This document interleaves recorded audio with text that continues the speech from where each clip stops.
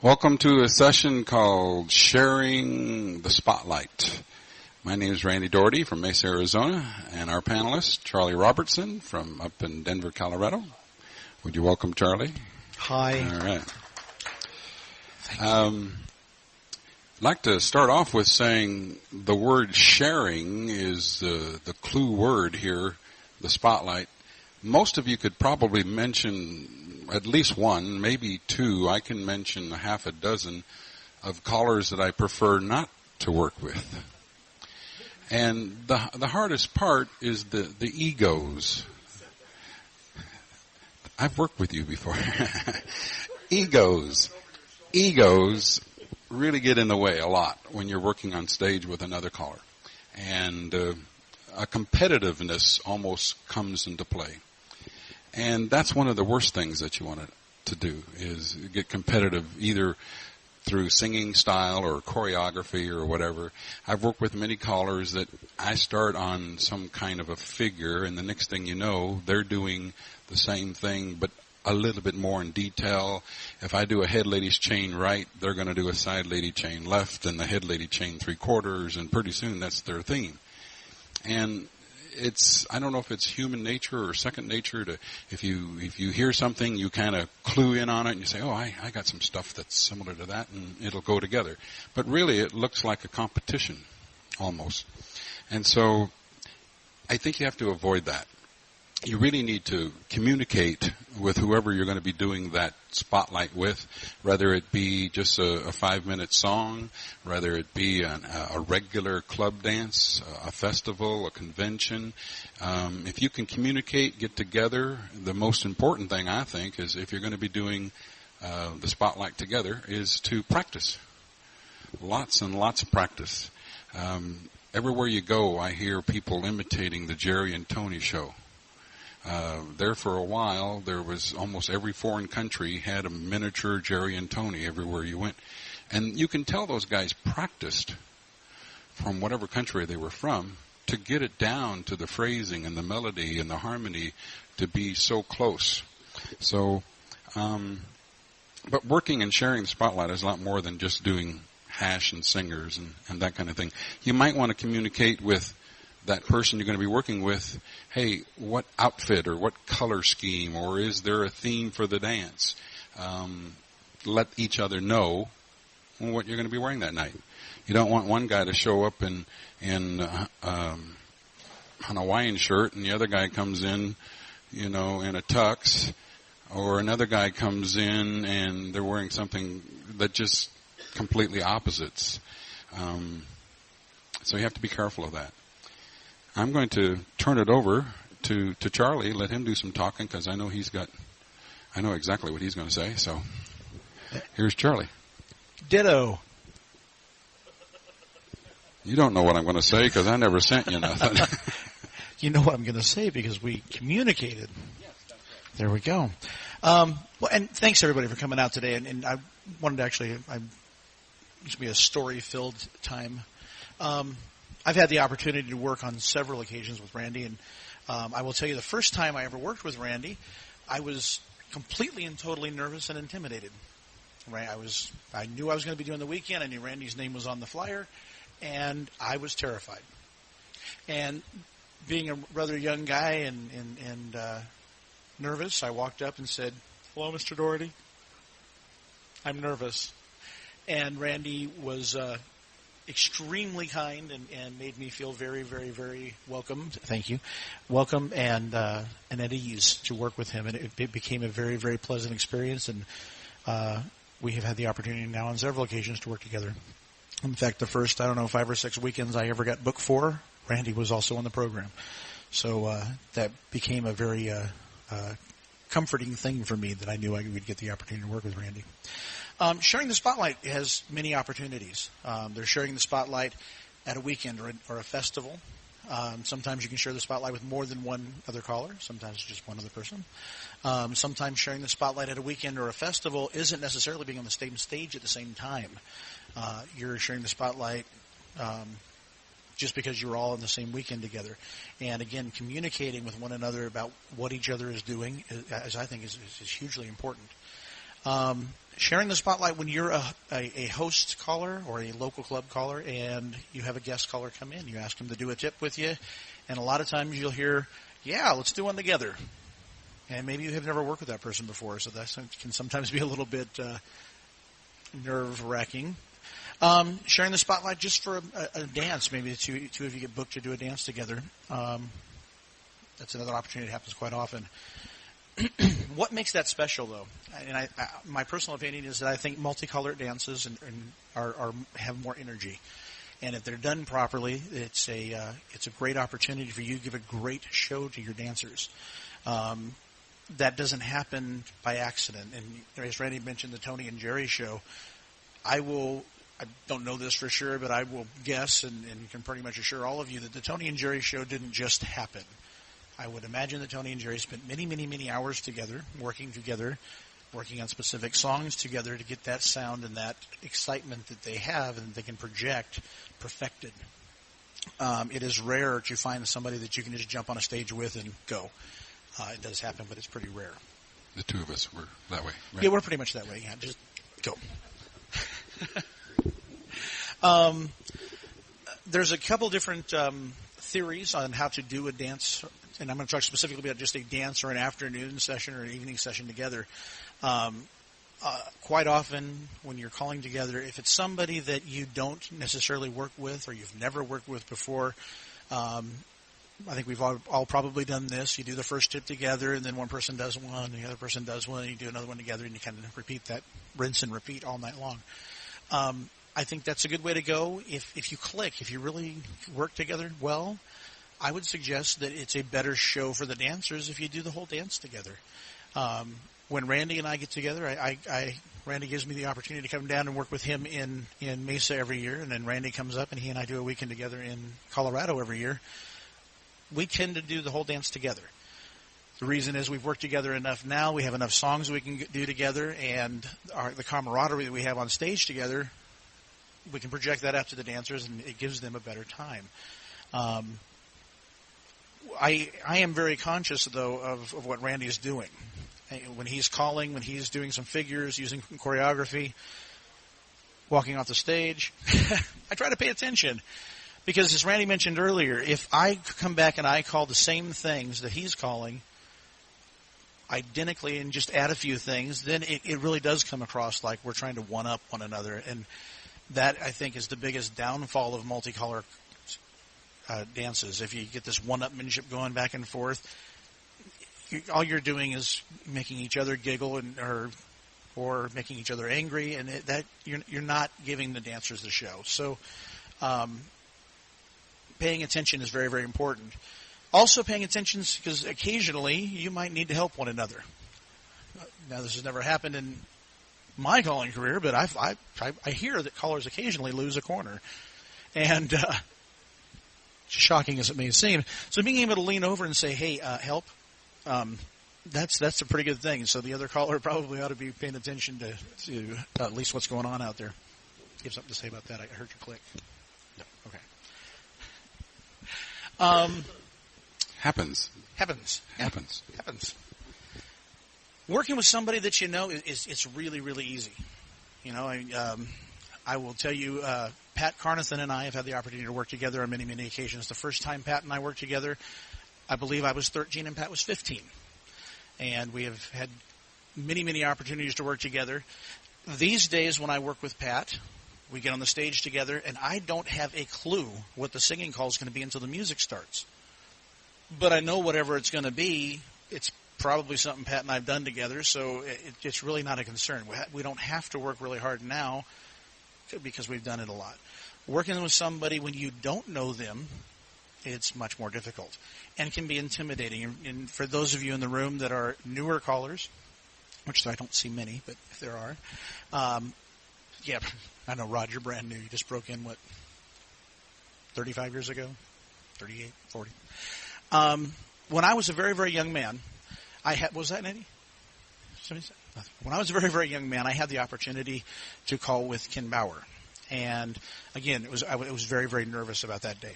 And Ken, being the absolute professional that he is, he called me in the morning of the dance. and said, "Charlie, this is Ken Bauer." And I'm, "Hi, Ken." And I was literally, 16, 17 years old. And he said, "What color are you wearing tonight?" "I don't know." "Well, why don't you wear something dark blue?" "And I'll wear something dark blue. That way we kind of look good together." "Okay." He said, "Oh, by the way, because I called so many years with Gary that I really don't like singing melody. So if you sing the melodies, I'll sing the harmonies all day, and it'll work really well." Well, you know what? Ken can sing melodies as good as anybody. I mean, better than most of us. But he made me feel comfortable, and he knew that probably getting up there and trying to sing harmonies around him wasn't going to sound as good as singing harmonies around me. And it just gave me a sense of ease. We got ready for the dance, went there, and it came off great. But Ken, being an absolute professional, that's what he does. So, again, it's that communicating with one another, finding out where each other's comfort levels are, and then playing to each other's strengths. It will, again, that will come across to your dancers and make things really, really go well. Again, as Randy mentioned, rehearsal time. If you have it, use it. The more you can practice, the better it's going to be. You can work out any bumps. You can work out who's going to do what when, meaning who's going to take the melody line, who's going to take the harmony line, things like that. If you don't have rehearsal time, talk about things before you get going, before the dance starts. Get there early enough you can chat. Thank you. Are you leaving? Bye. Talk about if one person maybe does love to sing harmony. Vic is here today, and Vic is a harmony singer. Vic loves to sing harmony. He's really, really good at it. I know when I work with Vic, it's going to sound really cool if I just kind of sit right on the melody line and he does what he does. Other times when I'm working with another caller, maybe we're going to switch back and forth. One thing that works very, very well with Randy and I is whoever does the figure sings the melody, the other person sings the harmony. That works good for us. But again, we have that conversation. That's not the way we work. No? No. I always do the melody and you do the harmony. It's been a while. You've forgotten. No. I never do harmony. You did a harmony once. Once. On one song. Most of the time, people that I work with know that I'm the melody man. And I try to stay on melody. If I try to, in my early calling years, I tried to do some harmony, and it got to the point where it was so bad that they used to just turn my microphone off or unplug it or whatever it would take. So if you're going to be working with more than one, you've compounded your problems. If you've got a cluster of 4 or 5 guys out there and nobody has practiced, you don't know who's doing melody, who's baritone, who's bass, who's going to do the treble or whatever, you really need to do a lot of practice if you've got more than 2. Most of the time when we go in and we try to do a Royal Record cluster, Jerry knows it's going to be an hour to do a 3-minute song for us to all practice and get our parts down. So, you have a comment, Vic? No, I you're asked going to be the Vic mic to guy. be the Okay. mic guy. Yeah, and that's a great point. I have another group that occasionally we work with in my area that there's 5 of us. And when I first moved into the area, they honored me by asking me to come and join them and said, we're going to rehearse. And I went there, and they were playing a song and all singing the melody. Oh, hold on, guys. Does that sound good to anybody? And it just took practice, realizing that if we sing different parts, it sounds a lot better. And, again, finding where people's strengths and weaknesses are is hugely important. So, again, find that rehearsal time if you can, because it will really make your show much better. As I mentioned before, again, I can't mention this enough. Stay away from one-upsmanship. It really, really, really comes across to the dancers, and it looks very, very bad in my opinion.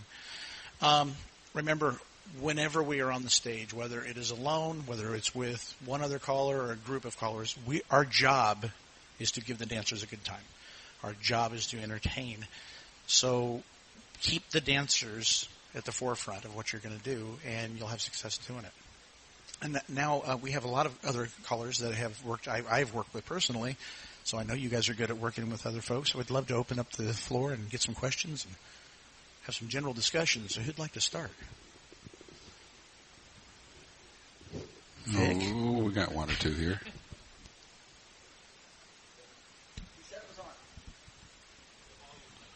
Oh, it's on now. Test 3. Dennis Young's from California. Charlie, something we talked about the other day was when you're on stage together, stage communication during the song, watching the other caller and, watching the mouth flow so you can get the timing down, especially if you haven't worked together a lot. Type of thing is a great thing that I try to do when I'm working with another caller. One thing that I do a lot, and it's because I guess I don't listen to the original songs a lot. I listen to the instrumental, and then I come with my phrasing the way I do. And then I go work that song with somebody else, and I've changed the phrasing or added words or taken away words. And one song that I didn't realize that I was doing that on was This Little Light of Mine. Anybody done that on Red Boot? This little light of mine, I'm going to let it shine. I did that with my sister the other night, and I just figured we've worked together for so long, but we metered and phrased it completely wrong, so I adapted to what she was doing, and then the next time she adapted what I was doing, and it wasn't until the third sequence that we finally got together. But another thing you got to be careful of is, especially now with computers, if you change the key or the tempo or the pitch or whatever it is for you, and now another guy comes and works with you with that song, that's not necessarily the key that he wants to do that song in, or she. Be extra careful about that. Another thing about communication is find out who's going to set up the equipment for that particular dance. There's a caller in Mesa that I refuse to let him set up his equipment because he's got junk. He's just got junk. And it's not cherry junk. But I always make sure that one of us is covering. We're there plenty of time ahead if there's a round dance cue and that kind of thing. So touching ahead of the dance is a big thing, just like what Ken Bauer did for Charlie. Some other things that I've got jotted down here is a way to kind of play off of each other, and you have to communicate ahead of time. When we're doing patter, a lot of times I'll say some sequence to get them in, and then I'll turn it over to Charlie and say, get them out. And that's kind of fun to do. Well, but you both have to be paying very close attention to that other little thing you do where you get them in the most horrible position in the world and then say, take it. Yeah. Yeah, I do 2 and 3, do a right and left through, and the same lady's chain, a number 1 walk across, and split number 3, and number 2 walk over, and split that pair, and then finally, it's a really weird-looking mess, and then say, and then I usually shuffle some papers, and then I say, take it, Charlie. And the answer is, girls fold. But that's only the one sequence I've told you the answer to. But, yeah, well, but I told him he ahead told of me time. ahead of time, exactly. So he said, hey, when I say take it, you say girls fold, and Alaman left. And I sit there in amazement watching what he's doing, going, oh, God. Another time I was 18 years old. I was like in Charlie's shoes. I'm working with Lee Kottman, doing a big festival in San Diego. It's a double hall thing, and it's got advance and challenge, and I'm calling, and he says, let's alternate figures. And I know he can bury me at any moment, but he was pretty professional about it. The first tip went good, and a couple of tips later, he says, let's do that alternating thing again. I said, okay. So we're alternating, and he starts to do some asymmetrical stuff. And I looked out there and did not have a clue, and I said, balance. And I said, your turn. And he goes, that don't count. That's not a call. So he knew the answer to the riddle, of course, and so he called the next call. And then he said, your turn. And I said, you turn back. And he continued like that. And he was pretty good about it. He showed me that I better be careful and not to do it back to him because he could bury me. But sometimes that can be fun, alternating calls and the timing and the tempo and everything. You got to be on the same wavelength. Another time I was working with a caller, and it was an annual weekend. We do the whole weekend together. And we had this plan. way ahead of time, and we said it was an A2 group. We had about 40 squares, so you can imagine this was quite a few years ago. And we split the crowd in half. We said this is crowd A, and this is going to be side B. And we said I'll call for side A, and you call for side B. And we had it worked out where we could do it so that it wasn't a lot of break in the timing. And we're calling along, and then all of a sudden he'd say, I want to call for A. Why don't you do B? So when we did that, we'd switch and continue. And we always had it figured out that it was either a zero line or a zero box that we were going to do the passing on. And so it was really quite simple. And the dancers, after that tip was over with, they were simply amazed. They thought we were magicians or something. And so that's something. If you plan enough ahead of time, that can be fun. Can I mention one quick thing? Something else to communicate. If somebody is coming into your area and you're going to host a dance and share a dance with them, it's a really good idea to communicate the reality of the level of the dancers. A great example is that is I flew into Mesa, I think it was last year, to do an advanced dance with Randy's Friday night group. And Randy had been talking a lot to his challenge dancers to have him come over. And he warned me. He says, the challenge group, because you're going to have a gamut. You're going to have everything from really, really, really good C dancers to really, really, really bad A dancers. And he goes, the problem with the C dancers is if you call checkmate to call them, they might just do a check over. They just kind of dance what they want to dance, so be careful. And so I knew that I was going to use a lot of mental image stuff, a lot of crams, a lot of modules, until I got to know who was doing what. So communicate with one another, especially if you're the host caller. Do we have somebody want to comment on here? Thank you. Virgil Forbes from Maryland.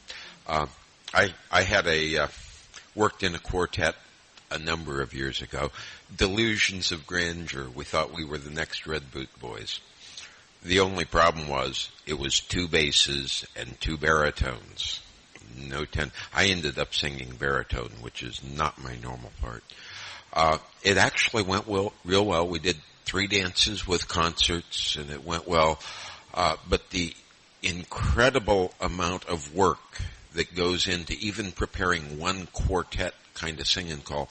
I think we met every other Saturday afternoon for 4 hours for about 3 months before we even started planning dates for dances. It was a tremendous amount of fun. I can't remember any set of Saturday afternoons that I had more fun in my calling career. Incredible work, incredible fun, even if it didn't come to anything and we lost money on all 3 dances.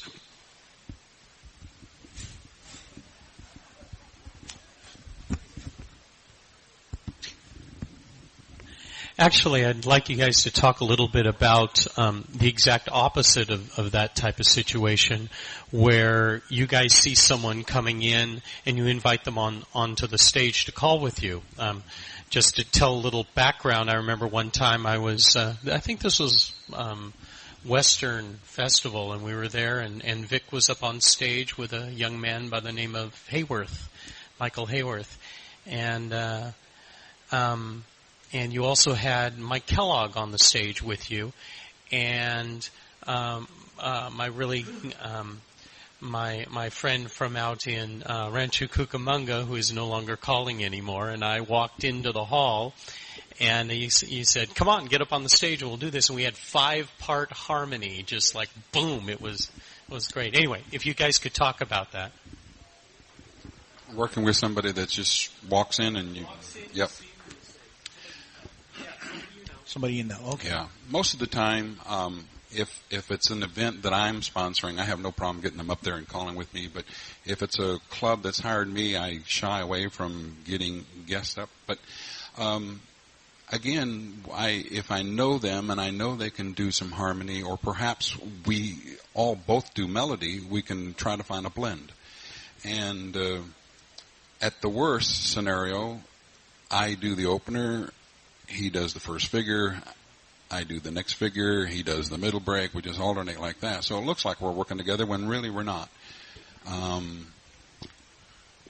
Trying to find that blend sometimes is very hard. Mm-hmm. Sometimes you're working with a caller that thinks they can do harmony when really they're hitting the cracks, and they're up here and then they're down below you, and if you're trying to stay on melody, it's very, very difficult to do that sometimes. But so the worst scenario is that you just do 1/7 of the song and you continue and it's over with, or just let that person do the song. If it's a guest shot, I just let him do it all by himself sometimes.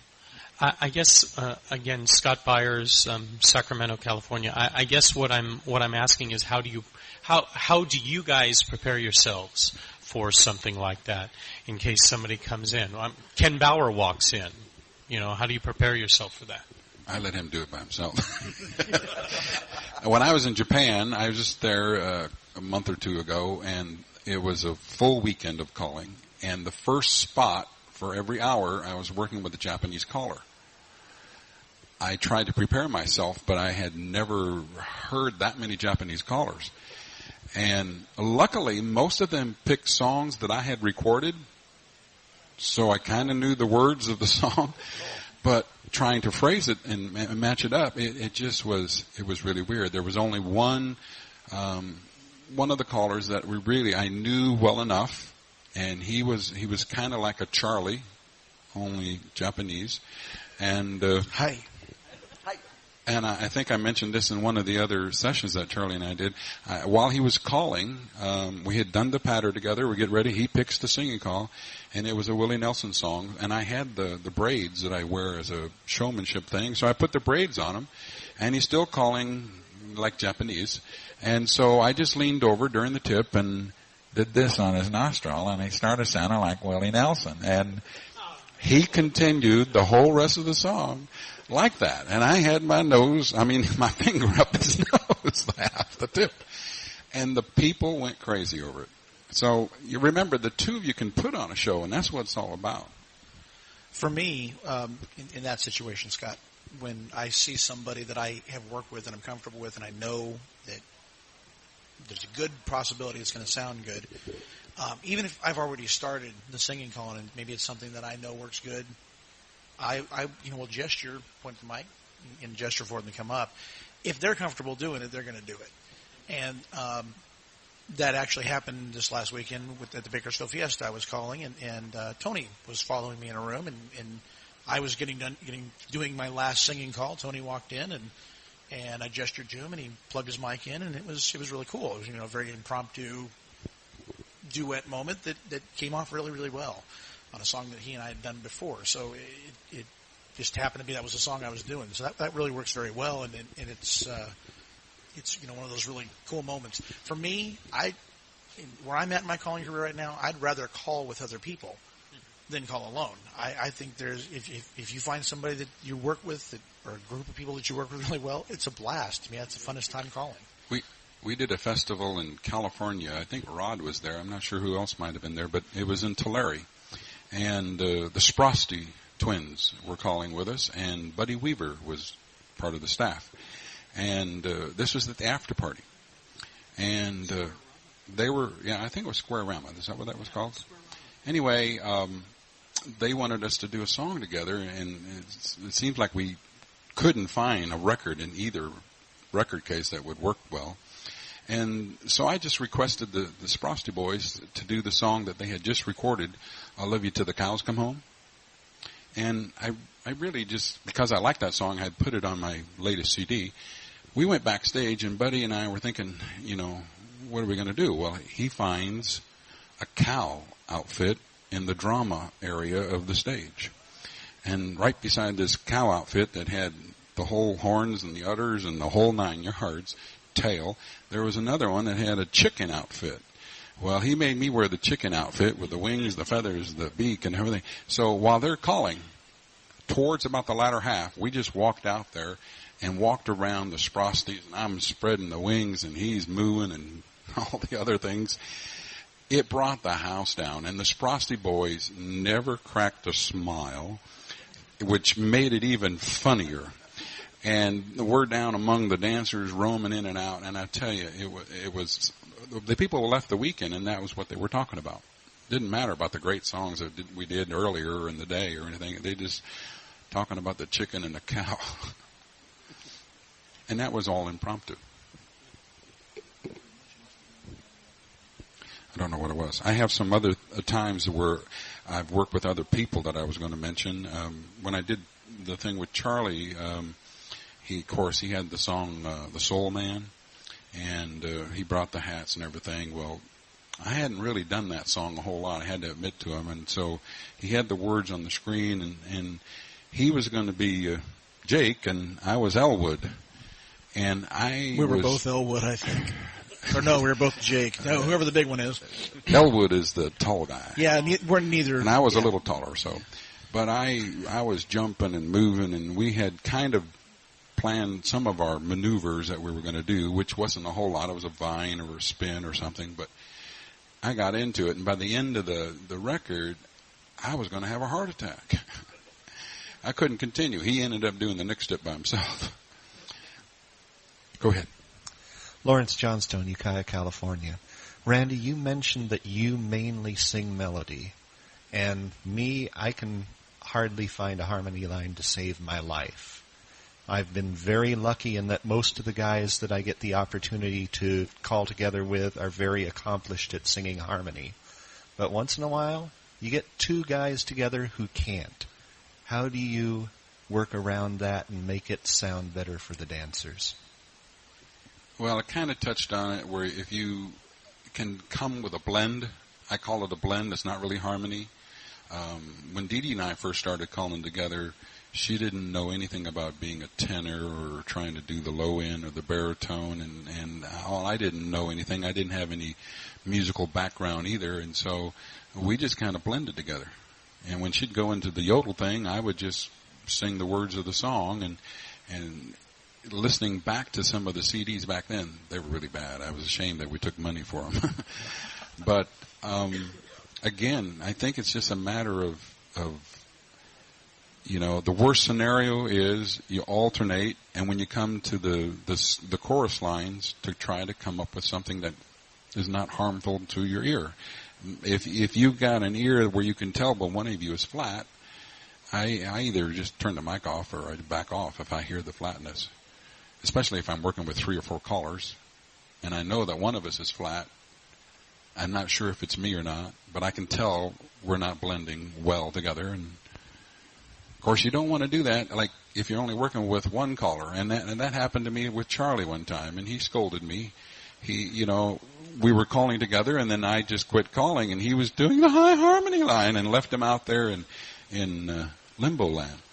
So yeah, that did suck. And he said, let me know when you're not going to do the melody next time. So you have to be careful on that.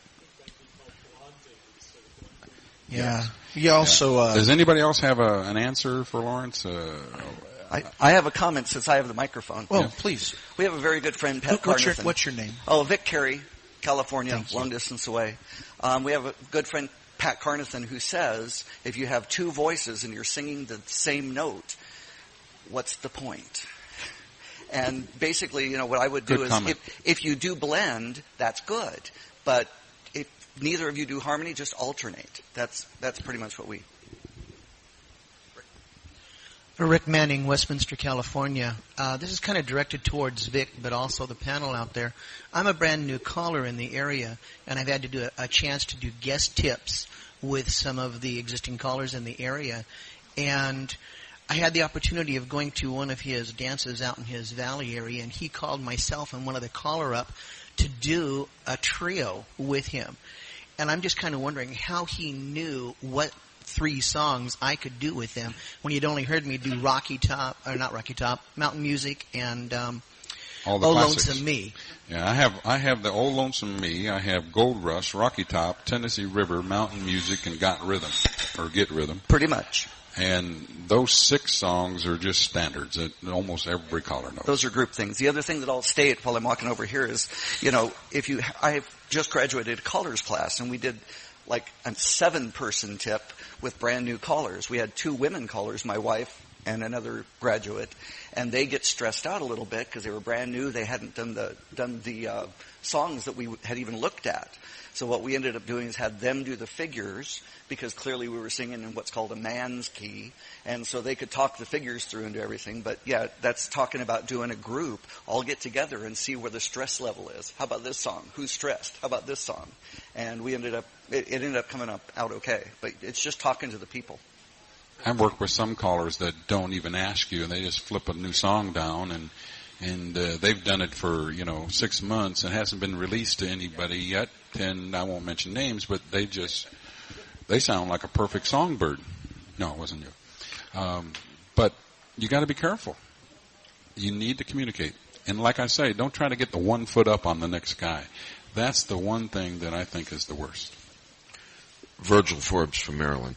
In addressing the two-voice melody, if your voices don't blend naturally, and that's just kind of a biologic thing. Sometimes they do, sometimes they don't. I have sometimes, working with another caller, I just go into echo mode, and that's a way to get two voices going.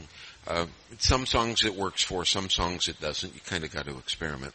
As far as working with new callers, the guys I'm mentoring, I won't do a duet with a new caller until I've had a chance to spend an afternoon working on it. I can't think of anything that would disturb a new caller more than all of a sudden he's hearing another voice, or she's hearing another voice where they've never heard a voice before. And working with mentoring a new caller, you want to give them a chance to get confidence. So that's you talked about it right in your opening. Rehearsal, rehearsal, rehearsal. And the less well you know a person, or the less experienced the pair of you are together, the more you need rehearsal. One of the other things I'll mention is we used to do an international festival in Tucson, which was quite well attended, but it was very challenging because being international, you wanted a foreign caller calling with you. And I had the Swedes over. I had more than one Swede over. We had the Canadian callers come in. We even had a Mexican caller come up. Pretty soon we were running out of callers that we could match up dates with and so on. So one of the times I had a dancer that was Chinese, and I said, we're going to advertise a Japanese caller. We made up a name, put his, we knew he was going to come down. And I kind of explained to the people that this Japanese caller is not the typical Japanese caller, because he does not call in English. He still calls Japanese. But you're in luck because I can translate. So this guy was so good, he started saying Chinese stuff, which sounded like Japanese to all of the dancers. And when he did a long phrase, it was a short call for me. And when he did a short phrase, it became a relay the deucey or a spin chain and exchange the gears, and it was just hilarious. And the following year, I had an Arabian come from Saudi Arabia, and that was Dee Dee. And she walked around from head to toe wearing the white sheet and the headband and dark glasses, and she had her hands covered up so nobody knew who she was. And we had another caller there, too, a friend of mine from Minnesota. And as Dee Dee got up there and started doing her thing, the other caller was backstage calling. And Dee Dee was just moving her lips. And people had no clue until she finally started calling on her own. But, it's things that you can do. It is a show. Another thing that Dee Dee and I do together is that bass man, where she does the ventriloquist thing. The song that's got the bass man and the vocal is actually dubbed in there. Well, Dee Dee pretends that she's doing that. She says this is a ventriloquist. She doesn't move her lips. Well, when I do it, I tell the people I've got one up on Dee Dee because I'm going to do it while I'm drinking water. And the people, it's just a little show that we put on, and it goes good. So you need to plan that ahead, of course. Another time I was, let's see. Well, anybody else have any other comments? One thing that, while we're getting the mic up here in the front, one thing, if you know the personalities of the people you work with, and you know that sometimes they're pranksters, you just need to be prepared for things to go on so you can continue to give your good show to the dancers. A caller who is in the room, whose initials are Vic. If any of you ever worked with Vic, Vic has a habit of while you're calling, he'll get up and lean right on your shoulder and start talking to you. Hey, look at the front square. Wow, those people really dressed nice. Uh-oh, they made a mistake. Did you find? That's not your pilot square, is it? Literally while you're calling. And you have to be able to keep going. And just, I know that about Vic. I know when I call with Vic, it's going to happen. So you just have to be prepared for it. So preparing yourself for certain individuals is always a good idea. Scott, you have the microphone again, my friend. Funny, he's nice to me. Yeah. He doesn't do that to me. Anyway, I'm going along that same line, just to comment. We did that many years ago. There was I think it was in San Diego or maybe Del Mar. There was a point where they had chosen several callers. I know you were there. They had callers that used to go every year to this. And one year I was invited to go, and we got up at the after party, and all the callers, we had a whole line of callers up there. And Deborah and I worked this out in advance, and we did this singing call, and I can't remember which one it was, but it was something that was really like operatic or something. And she would get up there and start to mouth the words and call, and I'd be behind the scene, and I'd call in, oh, like type of thing. And then I'd get in front, and then Deborah would sing behind me doing that. So I thought it was kind of, that's something along the same lines. Did you do it right off the cuff, or had you kind of planned it? Well, no, actually, we talked about doing that kind of thing, but it was kind of like on the spur of the moment. Yeah. Sometimes the spontaneous things are the best things that happen. Other comments, questions? I have a quick story.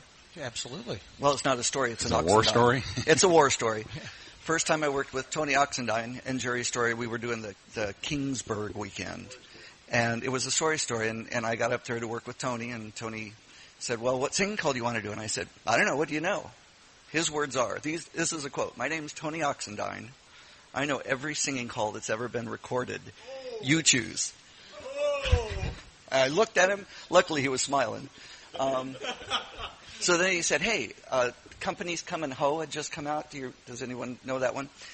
That clearly is the bass chords for a lot of different songs. So he said, well, why don't we do this? You tell me we're going to sing She's Been Coming Around the Mountain, then you tell me the words, and we'll do that in the opening. And then, when it comes to the first figure, sing something else, like This Little Light of Mine or something, and then I'll look at you. And anyway, we did that gig, but that was a little pre-planned just before the patter, but that's still, pretty funny. It went off well, but I'm going to tell you, Tony knows every singing call ever recorded. I know that. On Royal Records. Who wants this? You didn't have it when I was back here. I wasn't going to bring it up, but please. since Al and Linda Shaw are here, I am going to bring it up. Another caller isn't the only person that you're going to be sharing the spotlight with, because most of the time there's also going to be a round dance cuer there. And I know this is a very touchy subject, because I know a lot of times people tend to think, okay, I'm going to do my square dance and they're going to do their round dance, and we're not going to touch or meet in the middle.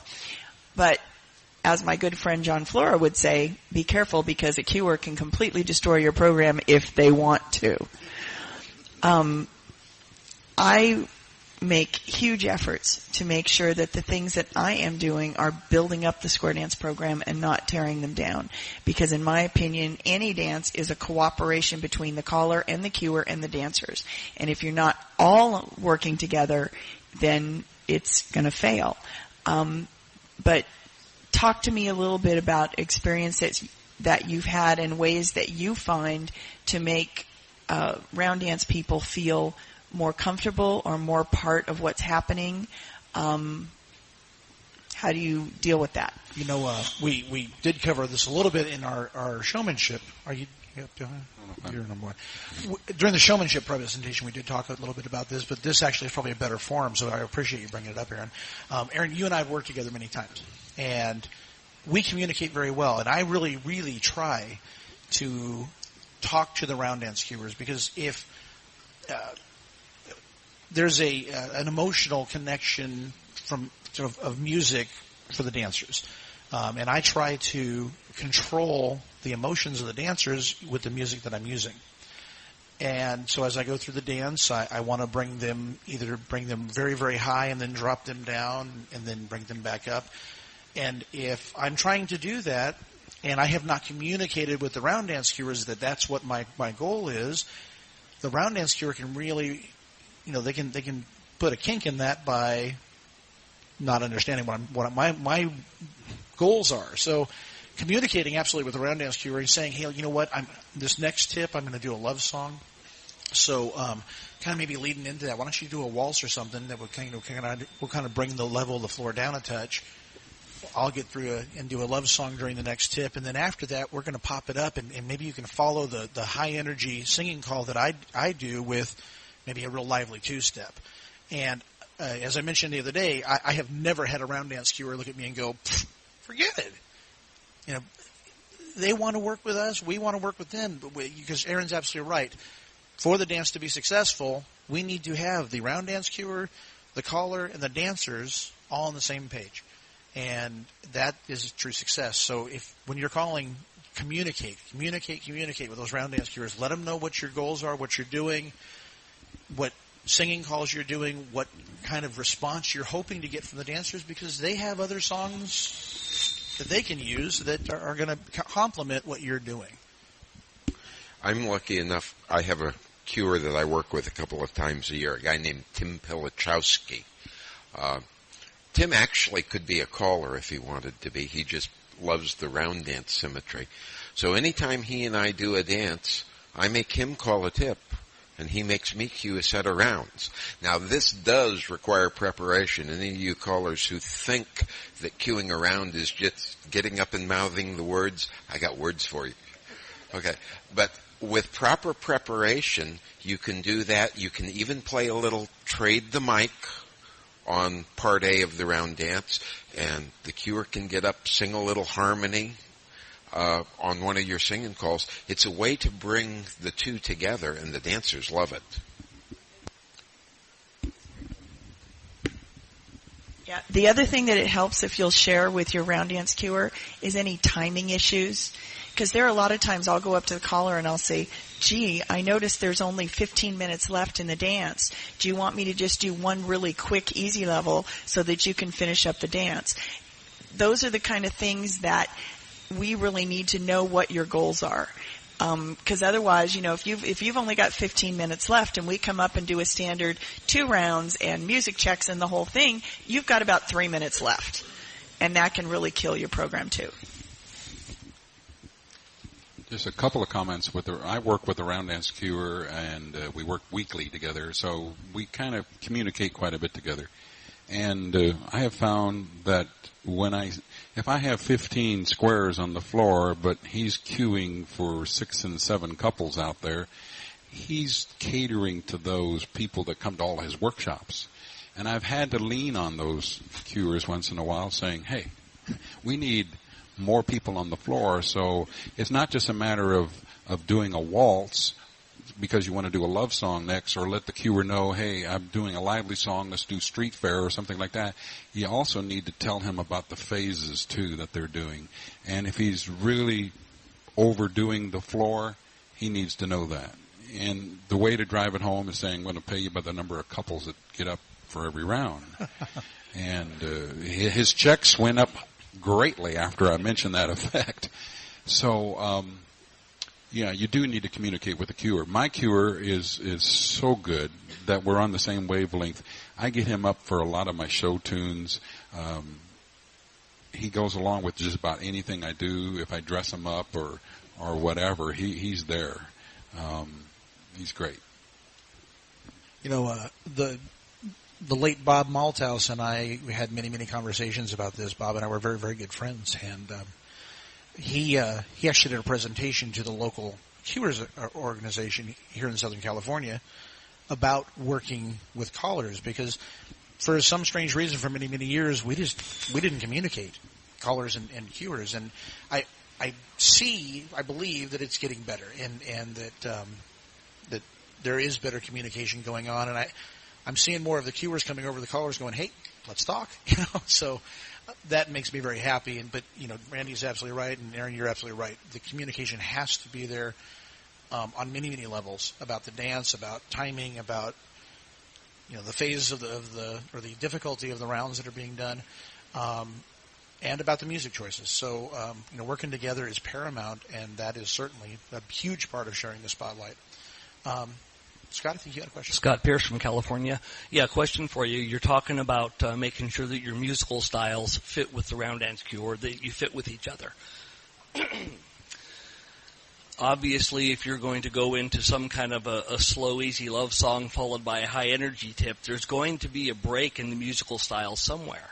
Would you want the cuer to lead into your tip with the same style of song, or would you want the cuer to follow you with the same style of song?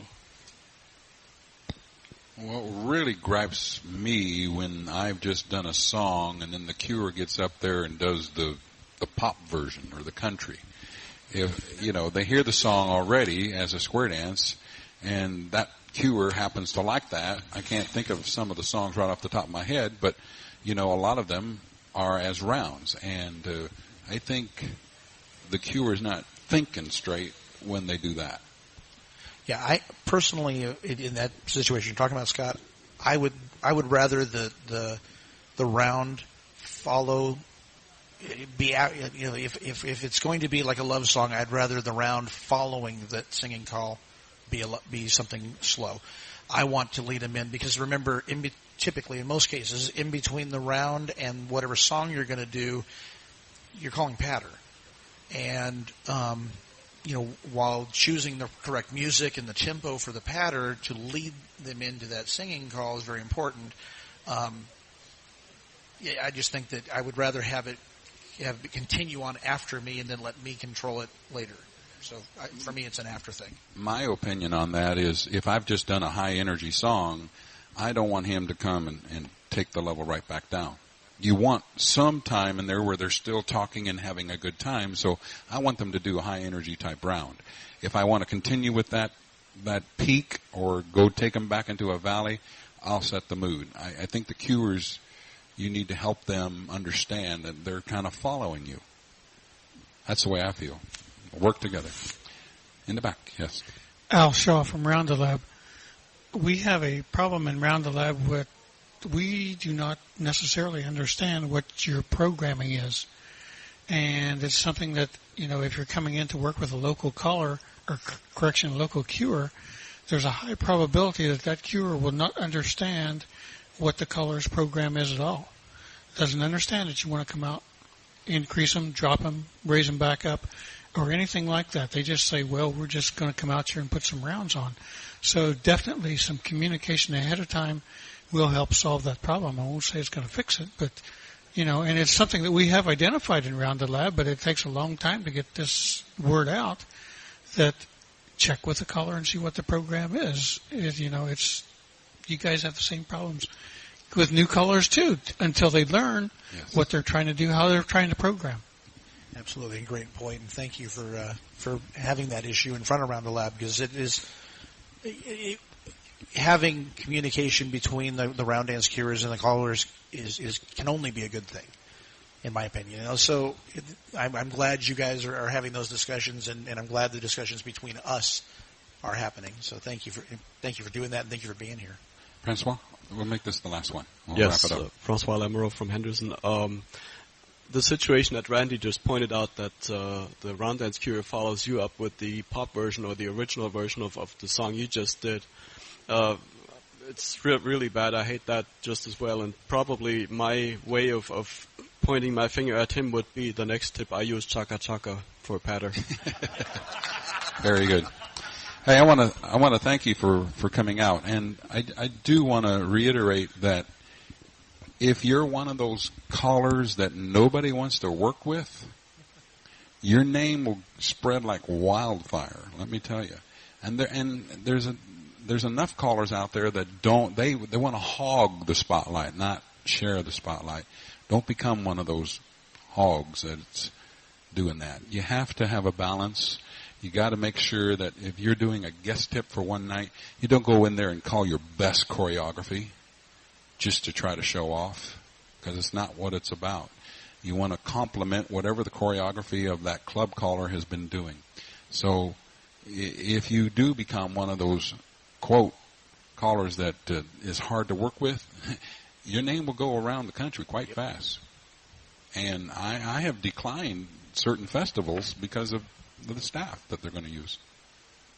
Either their etiquette or their professional ethics or something about them that I'm not crazy about.